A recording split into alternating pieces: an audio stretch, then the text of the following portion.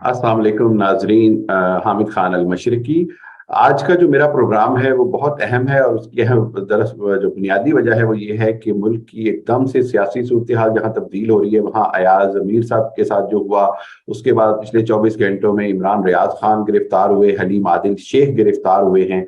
और जो है वो पीटीआई की तरफ से पूरे मुल्क में शदीद एहतजाज किया जा रहा है। हुकूमत जो है वो इस बात पर मुस्तिर है कि उसने गिरफ्तारियां ठीक की हैं और आइंदा आने वाले दिनों में मजीद गिरफ्तारियां हो सकती हैं।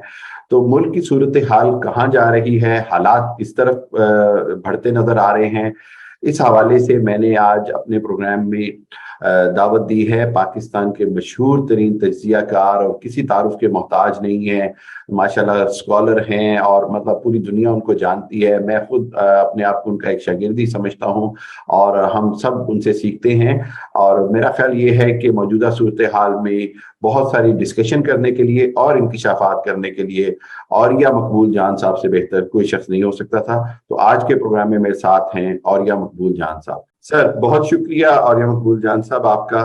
सर आपने देखा है कि जो सूरत हाल चल रही है और खुसूसी तौर पर पिछले 24 घंटे में जो कुछ हुआ, जिस तरह मैंने इंट्रो में भी कहा कि आज मीर साहब का हमने देखा, उससे पहले अब इमरान रियाज खान की गिरफ्तारी हो गई है और उसके साथ साथ देखा हलीम आदिल शेख भी उधर लाहौर से गिरफ्तार किए गए हैं।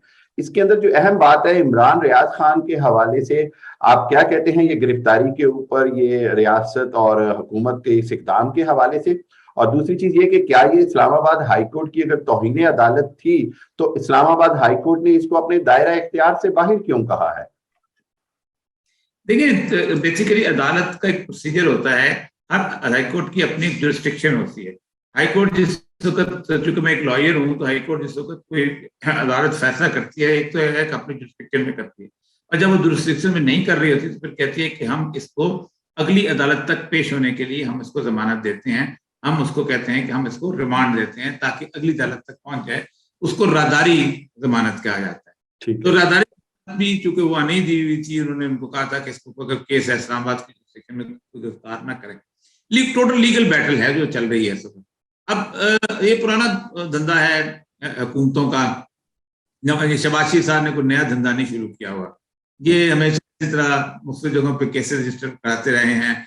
आपको शायद याद होगा कि भुट्टो के जमाने में चोरी जोरले पर भैंस चोरी का मुकदमा जो था वो दर्ज हुआ, और फिर कोल्लू में जाके उसको रखा गया था जुरिस्डिक्शन करने के लिए, क्योंकि वो ट्राइबल एरिया था और ट्राइबल एरिया में हाई कोर्ट की जुरिस्डिक्शन नहीं होती थी। तो उन्होंने 10-12 को यहाँ गिरफ्तार किया, दूसरे किसी और मुकदमे थाने में आ जाएगा।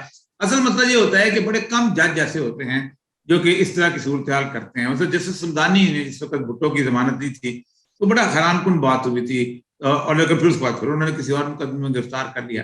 तो ये तो इमरान साहब को अंदाजा होना चाहिए था कि ये चीजें जो है, ये अगर हुकूमत ओछे खंडों पे आ जाए, और तो जब उस वक्त एसएचओ और एसपी और आईजी इस लेवल के लोग जो हैं वो मुकम्मल तौर पर उसको छोड़ दें, तो यही होता है। बिल्कुल सही। मैं बिल्कुल आपकी बात से इत्तेफाक करता हूँ सर, ऐसे ही है। मेरी एक बड़ा अहम सवाल है कि पिछले दिनों से ये जो हम नाम ले रहे हैं बहुत चंद अहम सहाफियों के, जो इमरान खान साहब का या इस रिजीम चेंज के नैरेटिव का साथ दे रहे हैं, उसके साथ साथ मेरी इतलात के मुताबिक ये जब इन्होंने गिरफ्तारियों का सिलसिला शुरू करना है तो कहीं कहा जा रहा है कि शायद आपका भी नाम लिया जा रहा है गिरफ्तार होने वालों में। तो सर आपका अगर गिरफ्तार किया गया तो आपका क्या रिएक्शन होगा? नहीं, मुझे तो कोई इत्तला नहीं, और किस जुर्म में पहली बात है गिरफ्तार करेंगे। सबसे बड़ी बात तो यही है कि कोई ऐसी सिचुएशन या तो कोई किसी किस्म की बात होता, वो कोई गिरफ्तारी को ऐसा मसला है नहीं। मुझे अच्छा, इसका मतलब ये कि आपने कोई उस तरह पोस्ट अरेस्ट वीडियो या ऐसी कोई चीज अभी रिकॉर्ड नहीं करवाई? नहीं, मैं चीज तो कायल नहीं। देखिए मेरी बात सुने, 1999 जब 9/11 हुआ है तो मैंने सिविल सर्विस को के दौरान मैंने कॉलम लिखना शुरू किया था, और बहुत मुश्किल काम। बिल्कुल। मुझे थ्रेट होता था, आपको ग्वांतानामो भेज देंगे, आपको बगराम भेज देंगे, आपको उठा के ये। मैं नौकरी में था, 16 साल की नौकरी में थी। अल्लाह ताला ने उसमें में हिफाजत की है। तो मैं तो देखिए, पहली बात तो ये है कि चीजें अगर आप वाकई, मैं एक हाई कोर्ट का प्रैक्टिसिंग लॉयर हूँ, और मुझे है कि कितने लफ्ज कहाँ बोलने हैं और कितने लफ्ज कहाँ नहीं बोलने हैं और किस तरह बोलने हैं। तो गिरफ्तारी से मुझे कोई ऐसा मसला नहीं है। गिरफ्तारी अगर वैसे करना चाहें तो अगर नसीब में है तो बात है, लेकिन कोई वजह ना मालूम नहीं हो।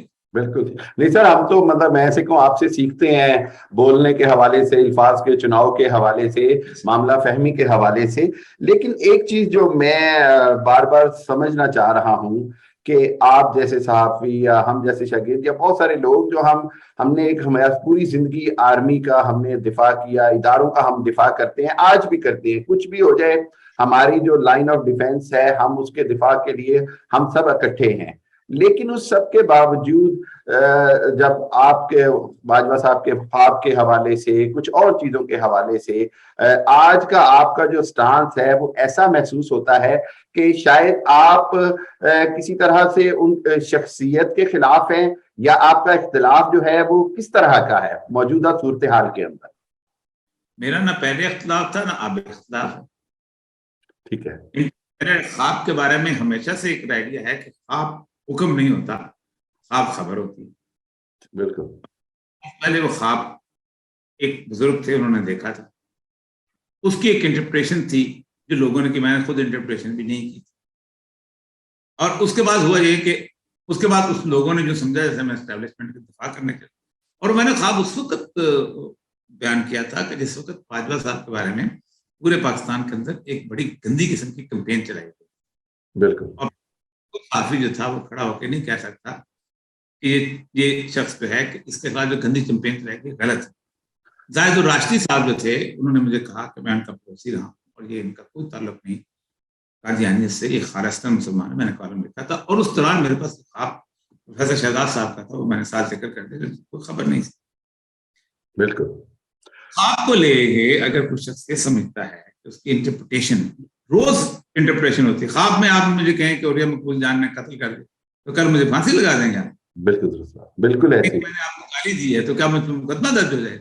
उसकी हाँ। इंटरप्रिटेशन में हुआ ये कि उस दिन वो बात करते करते अचानक एक लफ्ज ऐसा था जो मुझे नहीं, वाकई नहीं बोलना चाहिए था वो।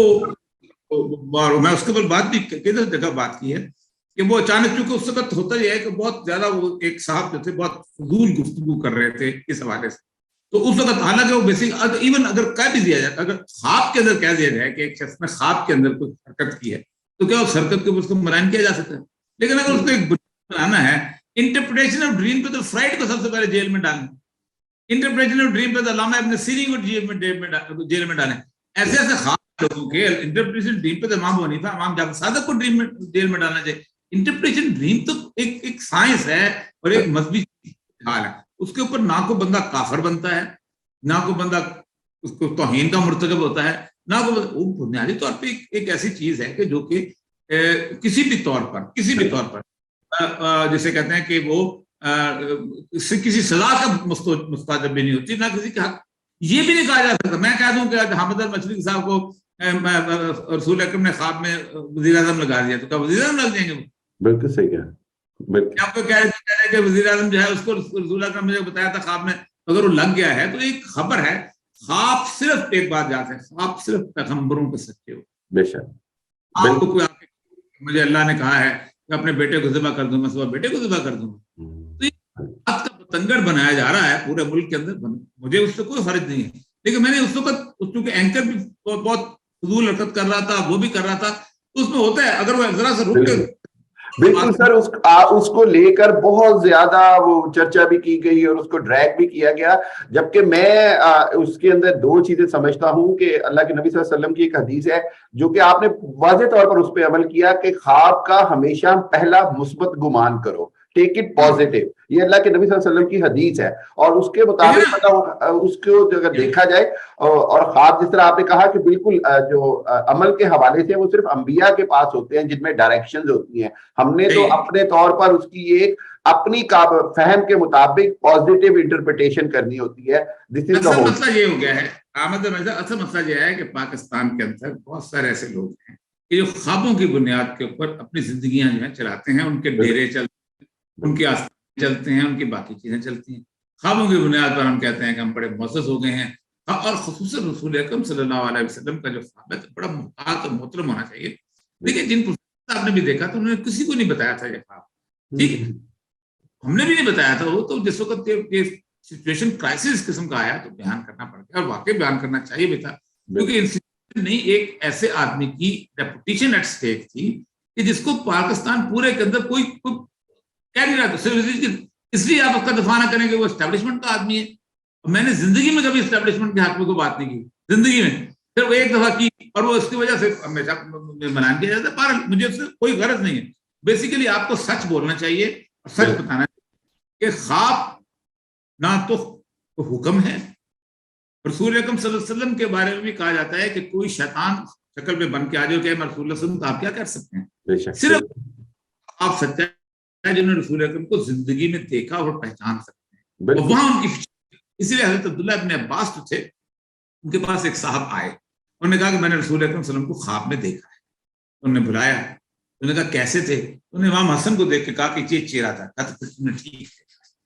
इतनी एहतियात करते थे वो लोग। यहाँ मतलब आता है कि सुबह नमाज तो फजर की नहीं पढ़ता, वो कहता मुझे रसूल अकरम को ख्वाब में देखा। हाँ बिल्कुल ऐसी, बिल्कुल सही कह रहे हैं साहब, बिल्कुल सही बात कह रहे हैं। अच्छा, अगर हम अभी मौजूदा सूरत हाल की तरफ सर वापस आए, आपको ये लग रहा है कि ये इमरान रियाज खान की जो गिरफ्तारी है, ये दरअसल आगे तसलसल है इमरान खान साहब की गिरफ्तारी की जानिब?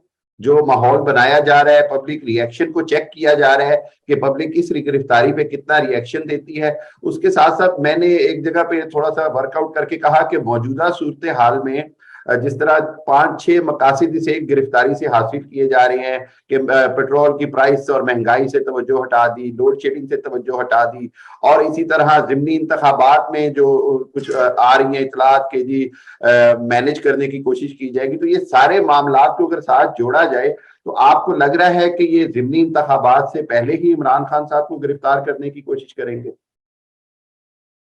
मेरा ख्याल है कि इमरान खान की गिरफ्तारी का नहीं, हौसला नहीं है। इमरान खान की गिरफ्तारी आसान काम नहीं है। देखें, कल तक तो कह रहे थे कि इमरान रियाज की भी गिरफ्तारी नहीं करेंगे। नहीं। देखिए इमरान रियाज को, अच्छा मेरा दोस्त है, बहुत मैंने इकट्ठे किया हुआ है। इमरान रियाज था, वो अगर इमरान खान की पार्टी के साथ ना खड़ा होता और आज वहां उनके साथ एक क्राउड उसको, तो इमरान खान रियाज का क्या सूरत हाल? कितने लोग गिरफ्तार हो गए? कितने लोग आप मुझे बताइए, लोगों को उठा के ले गए, सब कुछ हो गया, कितने लोग निकले? इमरान रियाज, आप इमरान रियाज से पार्टी से निकल जाए या उनके साथ उनकी सपोर्ट शामिल हो तो कितने लोग खड़े होंगे उनके साथ? तो इमरान रियाज अगर ये समझते हैं कुछ हफ्ते एक सहाफी के लिए पाकिस्तान में लोग खड़े होते हैं, ये बहुत बड़ी बड़ी बड़ी गलतफहमी है। अहमद मीर बिल्कुल गलत है ये। मैं अपने आप को भी सच में करता। इमरान रियाज चूंकि उस सारी बात है, इमरान खान साहब की पार्टी के साथ एफिलिएट करके उस क्राउड ने उसको साथ ले लिया, फिर क्राउड साथ चल गया, फिर इमरान खान की जो सूरत बनी, इससे अंदाजा लगाएं कि इमरान रियाज को गिरफ्तार करना बेसिकली टेस्ट था इमरान खान का। बिल्कुल यही बात है। मतलब है कि इसका मतलब है कि वो टेस्ट में नाकाम हो गए, क्योंकि इमरान खान ना अहमद मीर ने बना है, ना मुती अल्लाह जान बना है, ना कुछ और बना है। उनके लिए तो सिर्फ प्रेस क्लब के 4 लोग होते थे, यहाँ पब्लिक खड़ी होगी साथ। इसका मतलब है कि इमरान रियाज है वो एक साफी की हैसियत से नहीं आया। इमरान खान रियाज एक तौर पर पॉलिटिशियन की सूरत हाल पे और उसके पब्लिक से के तौर पे, पब्लिक रिप्रेजेंटेटिव के तौर पर आया, तो ये टेस्ट में नाकाम हो गए हैं। इसका मतलब है कि इमरान एक छोटा सा आदमी जिसकी ना पीटीआई में कोई हैसियत है ना कुछ और चीज है, एक इंडियन आदमी, उसके लिए पब्लिक रिस्पॉन्स इस तरह का हो सकता है, तो इमरान खान के लिए क्या होगा? तो ये इसको जोड़े नहीं है, किसी भी साफी के साथ इमरान खान को नहीं जोड़ा जा सकता। आज आप किसी और को पढ़ के देख लें जो कि बाकी जगहों का है, मैं देखता हूँ कितने लोग साथ निकलते हैं। बिल्कुल सर, एक और चीज, अब क्योंकि सहाफी की बात हुई, सहाफियों की, यही हामिद मीर हो गए और जो मतीउल्लाह जान और वो तूर और ये दूसरे सहाफी जब ये इल्जामात लगाते थे जी कि ये हो गया, और अयाज मीर साहब का भी जो वाकया, अब मीडिया के अंदर जो इतनी बड़ी सहाफियों के अंदर हमें डिवीजन नजर आ रही है, वो लोग जो माजी में हर चीज का इल्जाम जो है वो आईएसआई इस्टेब्लिशमेंट और इदारों पे देते थे और हुकूमतों को कहते थे जी कि ये आजादी सहाफत पर हमला है, ये रियासती जबर है और ये सारा कुछ है, आज वो इमरान रियाज की गिरफ्तारी में के हक में दलाइल दे रहे हैं। ये जो डिवीजन है, आप नहीं समझते कि ये पाकिस्तान का जो जर्नलिस्ट जो कम्युनिटी है या फ्यूचर है उसके लिए बहुत खतरनाक सूरत हाल है? ये बिल्कुल गलत है कि पाकिस्तान में कभी भी सहाफी जो था वो इंडिपेंडेंट होता था। सूरज कश्मीरी जो था वो हरार के साथ था और कौसर नजरी पीपल पार्टी के साथ, और अब्बास सत्तर जो थे ये पीपल पार्टी के खास स्पोक्समैन थे, मौलाना मदूदी के कार्टून छापते होते थे, और मुजीबर निजामी और अल्ताफ हुसैन कुरैशी दूसरी तरफ होते थे। बिल्कुल ऐसे ही है। और होते थे, मुजीब निजामी का अखबार और होता था। मौलाना जफर अली खान एक तरफ होते थे, राजा राम मोहन राय के अखबार दूसरी तरफ होते थे। किसने कहा मैं साफी आजाद होते थे, इंडिपेंडेंट होते थे? ऐसे तुम लोगों ने बना लिया। मतलब सारी दफा पार्टीबाजी रही है, 100 साल से पार्टीबाजी रही है। आप तो अलामा मशरिकी के होते हैं, आप मुझे बताएं अलामा मशरिकी के साथ कितने साफी थे? बिल्कुल सही कह रहे हैं, कोई साफी नहीं थे, बिल्कुल कितने आजाद साफी थे? ऐसे वैसे बनाया हुआ है, हम आजादी है साफत और फला। ओ भाई सारी जिंदगी तुमने लाइनें टोक की हैं।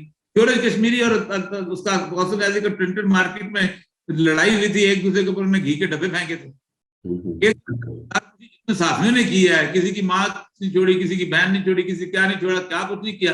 एक दूसरे के मुखालिफ उनको एक भुट्टो आता था, अल्ताफ हसन कुरैशी और मुजीबर रहमान शामी और जिसारत वाले सलाहुद्दीन ये गिरफ्तार होते थे। ठीक है, भुट्टो चला जाता था, ज़ैड असलारी फलाने फलाने फलाने फलाने वो गिरफ्तार होते थे, अल्ताफ गौर गिरफ्तार होते थे। तो सबसे बात ऐसी है, जो चलता है चलता है। ये गलत बात है, ये साफी पार्टीबाज हमेशा से पार्टीबाज रहे हैं। लेकिन आप बड़ा हिस्टोरिकली आपने बहुत फैक्ट बताए हैं, बिल्कुल इससे कोई इनकार नहीं है कि सहाफियों ने अपनी वाबस्तगी जो है वो हर दौर में वाजे की है, और यही सूरत हाल आज भी है।